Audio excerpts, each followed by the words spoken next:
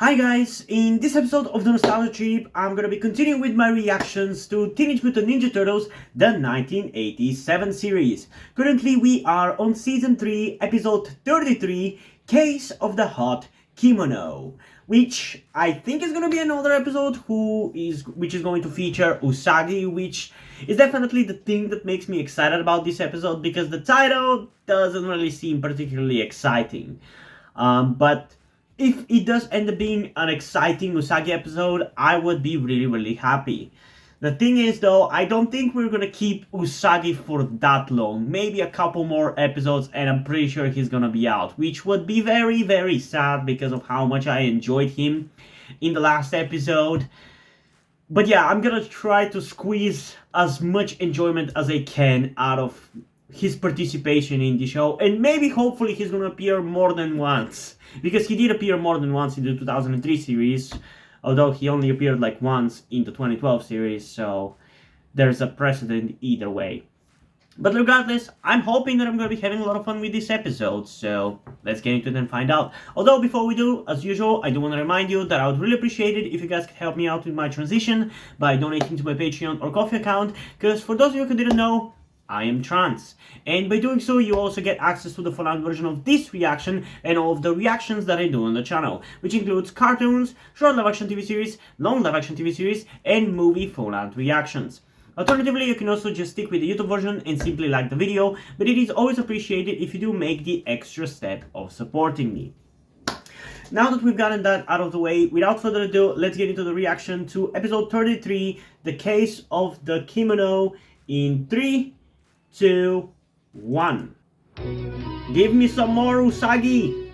Today it is my pleasure to interview Agatha Marbles, world-famous sleuth and crime solver.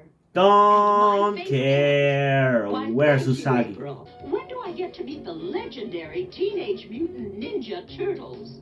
Never. And Aggie, how do you know that I know the Turtles? Elementary, my dear April. First, you developed a taste for bizarre pizza toppings. You've also become an outspoken advocate of turtle. And also rights. you're very frequently doing footage based on them, you know? There's no way you don't know them based on that alone. You got me, Aunt Aggie. Come on, let's go see the green team. Aunt Aggie, Uncle Augie in the in the 2003 series. I wonder if he is a reference to this character. Somebody stop them! They've stolen all the kimonos! Oh no, they've got Master Splinter's kimono! But not for long! Don't waste the pizza! Butterscotch and onions. What a waste of fantabuloso! Yeah, maybe use your fucking weapons! Why throw the pizza? The price is gonna be plenty hot. Oh, come on, how did you manage to keep that one?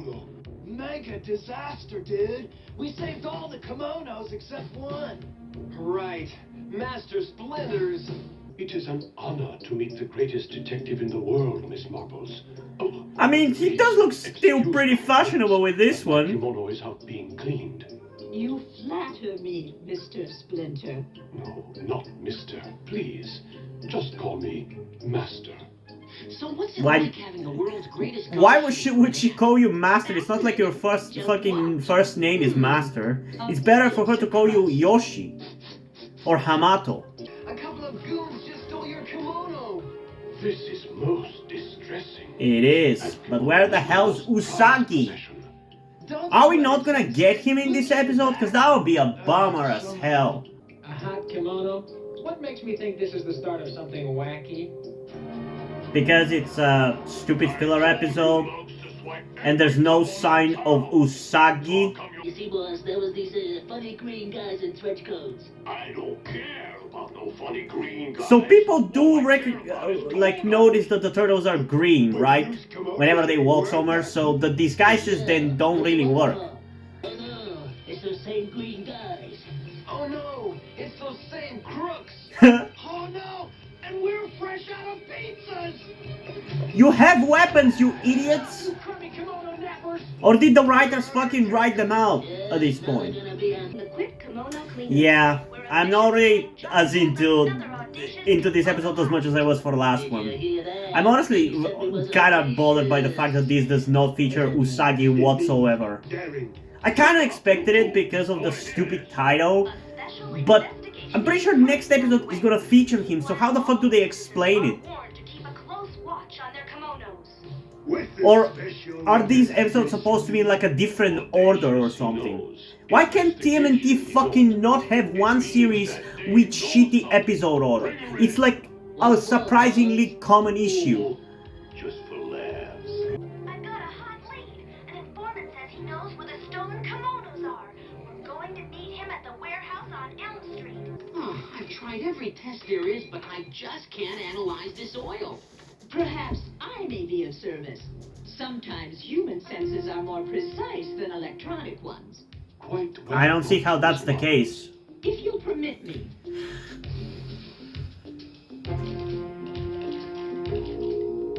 Well, so much for human senses. Just as I suspected. That's a coincidence. The only place in the city where Tortelli olive oil is shipped to is a warehouse on Elm Street. That's where April and Vernon are headed. And I have a We feeling have a nightmare on Elm Street on our hands. And this is such a boring episode. April's turtle con and Vernon's The thing is, it's still like pretty compelling. Like I still like it more than season 2 and 1, but the kimono creeps grab. I don't care. I just want Usagi. I'm sorry if I'm complaining too much, but I just want To Usagi. locate the villain's hideout, we must first find the right clue. And I suggest we start looking. She's really starting to get on my nerves at this point. She's a little bit too much of a know-it-all. You know about kimonos. Never, you crook! April, could you maybe tell him a little something? Not in a million years. Okay, lady, you had your chance. What's with the criminals in this series fucking doing that to people? I won't talk, you fiend! I mean, that is kind of torturous. I'm pretty sure it's probably considered torture, but it's still really funny. Please. I'll tell you everything. Good. Now. I like that there's continuity about this though. Man, even his laugh is a pompous one. And everybody says the boss ain't got no sense of humor.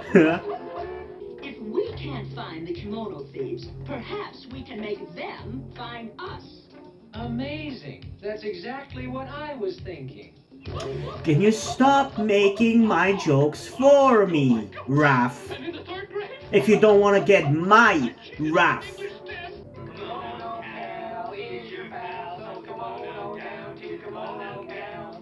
That's right, partners. I'm Kimono Cal, and I'm your pal. Here at the grand opening of Cal's Classic Kimono Store. Did he say kimonos? Yes, I said kimonos. Come on down. If we can't make a deal, I'll eat a silkworm. Kimono Cal, here's your pal. Kimono Cal, your Kimono Cal. It is actually a pretty smart plan to get them to come to them. I'm gonna give you that. White kimonos, red kimonos, black and blue kimonos. You name it, I got it. Wrong, Buster. We got it. And we want every kimono in the joint right now.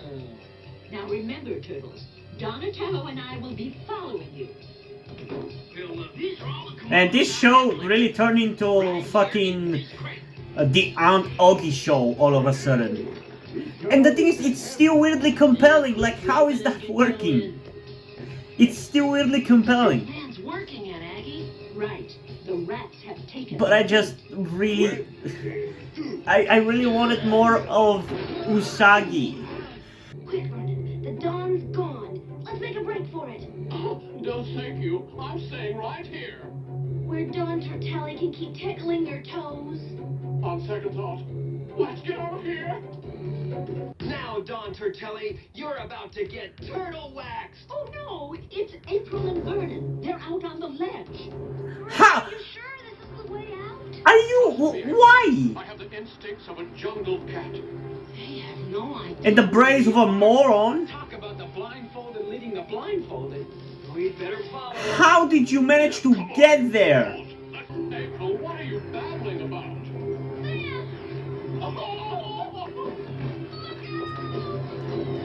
Good job, you moron! No!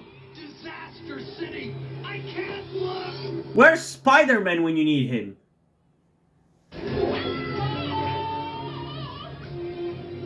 Honestly, can we get Spider-Man versus the TMNT? I think that would be really fun. Like, maybe we beat them down? Right. What do you think this is? A cartoon? Will you guys help us down? Yes. This awning broke our fall. We're lucky that's all that got broken. Shipping high at 7. Honestly, the aspect of like figuring out like who, like where the villains are going, like the way they're doing this, the way they're structuring it and formulating this episode is very similar to like a procedural, like a CSI Miami, for example, or CSI Las Vegas, or anything, or any one of those police procedurals.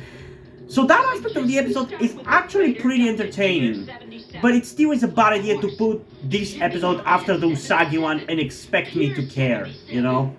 Boy, how'd you figure that out, Aunt Aggie? Elementary, my dear Donatello. Besides, I saw the entire gang standing over there. That's No. the last of them, boss. We've got to stop them! Don't worry, we'll throw a monkey wrench into their plans. If she pulls one of those out of her purse, I'm out of here. Turtle Team 1. I mean, who knows? Maybe her purse is like Batman's belt. On our way. My, what nice-looking sailors. Let's take their picture, April. Good idea. Say Man, Aunt Augie is really charismatic. Oh, I can't see. Me neither. I'm starting to like her, honestly. Turtle, we need your help fast. Help is on the way. Should have been there already. Have we got the hang of these daring rescues or what? Actually, you don't. Quick, into the pizza thrower! If this wacky invention of Donatello's doesn't work, we'll be a duo of depressed dudes. Huh. When I find those two nosy females, they'll be real sorry. The turtles had better hurry. Yeah, why didn't they just come with you? Let's give this guy the hook! Aye aye, Skipper! Thanks, Sir Kowalski, analysis. I better scram. God, now I kind of want to watch Penguins of the Madagascar, the series. I think that could actually be really fun. I remember loving it. Oh, come on. How many times is he gonna run away? I'm sick of this shit. I just want it to be over.